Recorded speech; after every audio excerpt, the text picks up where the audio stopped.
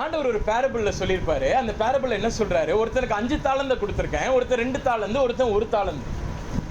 எப்பெல்லாம் அதை குறித்து எப்பெல்லாம் நீங்க வாசிக்கிறீங்களோ ஒன்னே ஒன்று ஐடென்டிஃபை பண்ணிக்கங்க. நேற்று கூட அப்பா எடுத்திருப்பாங்க காலையில்.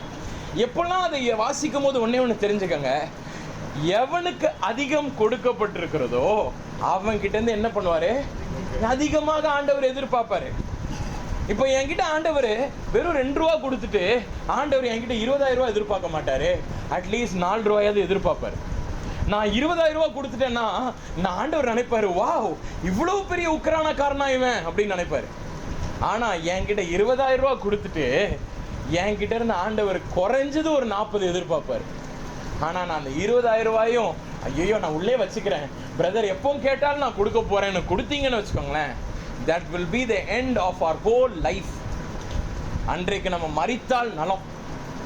அன்றைக்கு கேட்கும்போது will be the most அதாவது தரையை பார்த்து நடக்கக்கூடிய மனிதர்களாக இருப்போம். ஏனென்றால் ஆண்டவர் எதிர்பார்க்கிறார் நம்ம கிட்ட இருந்து நிறைய காரியங்களை. ஒருத்தனை எதிர்பார்த்து கொடுக்குறாங்கன்னா என்ன அர்த்தம், ஏதாவது ஒன்று வரும்னு தான். இப்போ ஒருத்தங்க மேலே நம்ம அன்பா இருக்கோம்னா என்ன எதிர்பார்ப்போம், அதே அன்பு ரிட்டர்ன் வரணும்னு தான். அதே கான்செப்ட் தான் இங்கேயும். ஆண்டவர் 2 ரூபா கொடுக்குறாரு, 2 ரூபா எதிர்பார்க்கிறாரு. 5 ரூபா கொடுக்குறாரு, ஒருத்தங்கிட்ட 5 ரூபா எதிர்பார்க்கிறாரு.